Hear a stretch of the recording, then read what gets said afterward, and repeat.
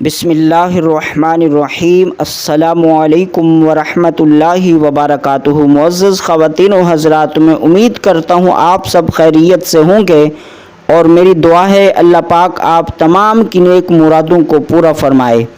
پیارے ناظرین، جیسا کہ آپ جانتے ہیں یہ رمضان المبارک کا مقدس ماہ جاری و ساری ہے۔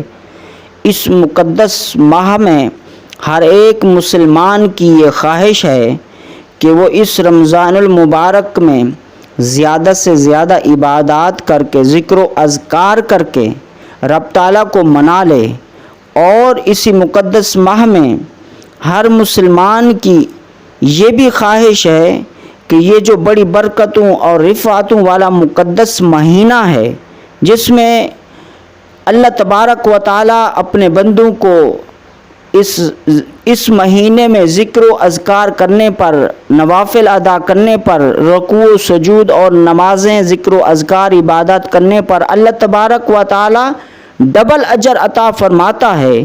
تو اس لیے ہر ایک مسلمان کی یہ بھی کوشش ہے کہ اس مبارک ماہ میں کچھ وظائف کر کے، قرآن پاک کی تلاوت کر کے، رب تعالیٰ کی بارگاہ میں دعائیں کر کے، مناجات کر کے، رب کی بارگاہ سے اپنے دین و دنیا کی ترقی مانگ لے، اپنے دین و دنیا کی بہتری مانگ لے، اپنے دین و دنیا کو کامیاب کر لے۔ تو اس مقدس ماہ میں ہر ایک شخص کوئی نہ کوئی وظیفہ کر رہا ہے، کیونکہ یہ بڑی برکتوں اور رحمتوں والا مہینہ ہے۔ تو کوئی اپنے بچوں کے اچھے مستقبل کے لیے وظائف کر رہا ہے، کوئی اپنے بچوں کے اچھے مستقبل کے لیے وظائف کر رہا ہے، تو کوئی اپنے بزنس کو بہتر کرنے کے لیے وظائف کر رہا ہے، کوئی مال و دولت کو حاصل کرنے کے لیے وظائف کر رہا ہے۔ تو دوستو، اس مقدس ماہ میں دو اوقات بڑی مقبولیت اور بڑی رحمتوں والے اوقات ہیں۔ ان اوقات میں جو بھی دعا کی جائے رب تعالیٰ اسے ضرور قبول فرماتا ہے، اور ان اوقات میں مانگنے والوں کو ان کی سوچ سے بھی زیادہ انہیں نوازا جاتا ہے۔ تو دوستو، وہ دو اوقات کون سے ہیں؟ ایک وقت ہے افطار کا، کہ جب بندہ سب کچھ انتظام کر کے کھانا سامنے لگا کر اور وقت کا انتظار کر رہا ہوتا ہے، اور پھر رب کی بارگاہ میں دعائیں کر رہا ہوتا ہے، التجائیں کر رہا ہوتا ہے، رب تعالیٰ کو منانے کے لیے لگا ہوتا ہے، تو رب تعالیٰ کو وہ وقت بڑا مقبول ہے۔ اس وقت میں کی جانے والی دعائیں رب تعالیٰ قبول فرماتا ہے۔ تو دوستو، اسی طرح دوسرا وقت ہے سحری کا وقت ہے۔ اس سحری کے وقت کو تہجد کا وقت بھی کہتے ہیں۔ تو یعنی سحری کے وقت، تہجد کے وقت، اس وقت بندہ جو رب تعالیٰ کی بارگاہ میں دعائیں کرے، مناجات کرے، تو رب تعالیٰ اسے بھی قبول فرماتا ہے۔ تو دوستو، اس سحری کے وقت کی جو قیمت، جو قدر و قیمت، اور اس وقت کی مقبولیت، اور اس وقت کی بڑی برکتوں اور رحمتوں والے وقت کا اندازہ آپ آقا علیہ السلام کے اس فرمان سے لگا لیں۔ آقا علیہ السلام نے فرمایا، رات کے آخری پہر میں، ہر روز رات کے آخری پہر میں اللہ تبارک و تعالی آسمان دنیا پر نزول اجلال فرماتا ہے، نزول رحمت فرماتا ہے، پھر ندا دیتا ہے کہ ہے کوئی مجھ سے مانگنے والا کہ میں اسے عطا کر دوں، ہے کوئی مجھ سے اپنی مرادوں کو پانے والا کہ میں اس کی مرادوں کو پورا کر لوں، ہے کوئی مجھ سے اپنی دعائیں قبول کروانے والا کہ میں اسے عطا کر دوں، ہے کوئی مجھ سے بخشش طلب کرنے والا کہ اسے بخش دیا جائے، ہے کوئی مجھ سے رزق طلب کرنے والا کہ اسے رزق عطا کر دیا جائے۔ تو دوستو، یہ تہجد کا وقت، یہ سحری کا وقت بڑی برکت والا وقت ہے۔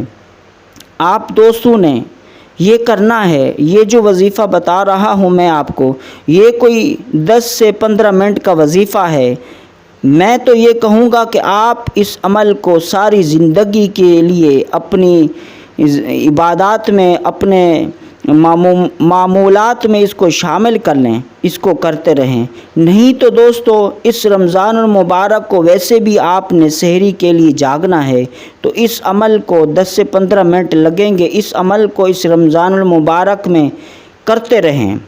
تو دوستو کرنا کیا ہے، آپ نے سب سے پہلے تو آپ نے 2 رکعت نماز نفل حاجت، اپنے روزی روزگار میں برکت کے لیے، اپنے مال و دولت کو بڑھانے کے لیے، اپنی ترقی کے لیے، مال و دولت حاصل کرنے کے لیے جو بھی آپ کی نیت ہے، وہ نیت آپ کے ذہن میں ہوگی، آپ کے دل و دماغ میں وہ تصور ہوگا کہ میں اس مقصد کے لیے کر رہا ہوں۔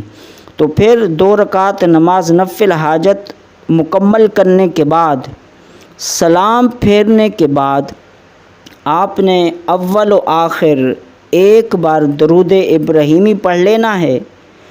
پھر دوستو ایک بار درود ابراہیمی پڑھ لینے کے بعد اللہ تبارک و تعالیٰ کے اس مقدس نام کو یا سمیع یا سمیع یا سمیع، اے سننے والے، اے سننے والے، اس اللہ تبارک و تعالیٰ کے اس مبارک نام کو 100 مرتبہ پڑھنا ہے۔ پھر دوستو اس کے بعد ایک بار آخر میں درود ابراہیمی پڑھ کر، پھر درود پاک پڑھ کر، پھر آپ دعا سٹارٹ کر دیں، دعا کریں، رب تعالیٰ کی بارگاہ میں یقین کے ساتھ دعا کریں کہ یہ آقا علیہ السلام کا فرمان ہے۔ آقا علیہ السلام نے فرمایا ہر رات کے آخری پہر میں رب تعالیٰ ندا دیتا ہے کہ ہے کوئی مجھ سے مانگنے والا کہ میں اسے عطا کر دوں۔ تو یہ آقا علیہ السلام کا فرمان ہے، تو یہ بڑی برکتوں اور رحمتوں والا وقت ہے۔ اور پھر قرآن میں بھی رب تعالیٰ نے فرمایا ہے ادعونی استجب لکم، اے میرے بندے مجھ سے مانگ میں تمہیں عطا کروں گا۔ دوستو جب رب تعالیٰ کا فرمان ہے کہ مجھ سے مانگو میں عطا کروں گا، تو پھر یہ کیسے ہو سکتا ہے؟ رب تعالیٰ تو وعدہ خلافی سے پاک ہے۔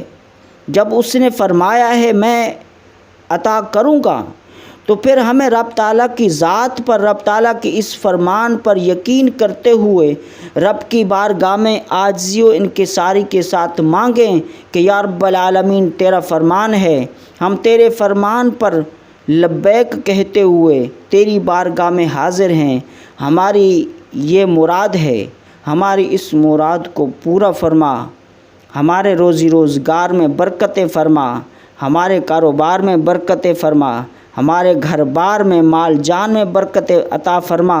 جو بھی دوستو آپ کا مقصد ہے، آپ رب کی بارگاہ میں اس تہجد کے وقت سحری کھانے سے پہلے آپ اس عمل کو کریں۔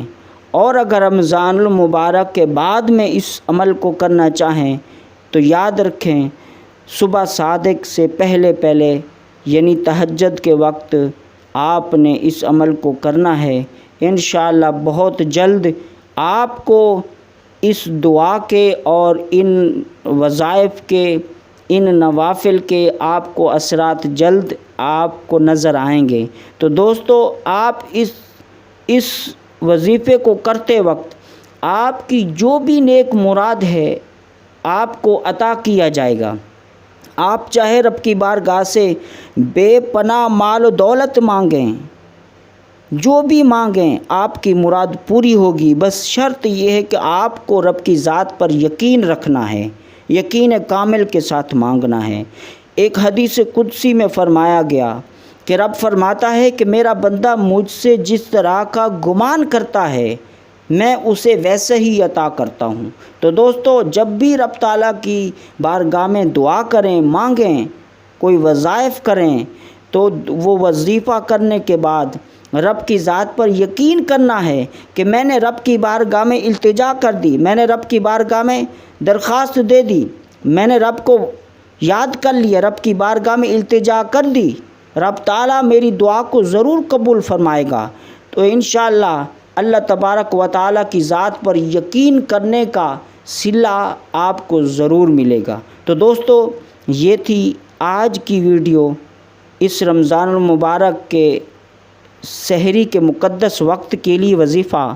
میں دعا کرتا ہوں اللہ تبارک و تعالی آپ تمام کی نیک مرادوں کو پورا فرمائے۔ ملتے ہیں ایک نئے ٹاپک کے ساتھ۔ السلام علیکم ورحمۃ اللہ وبرکاتہ۔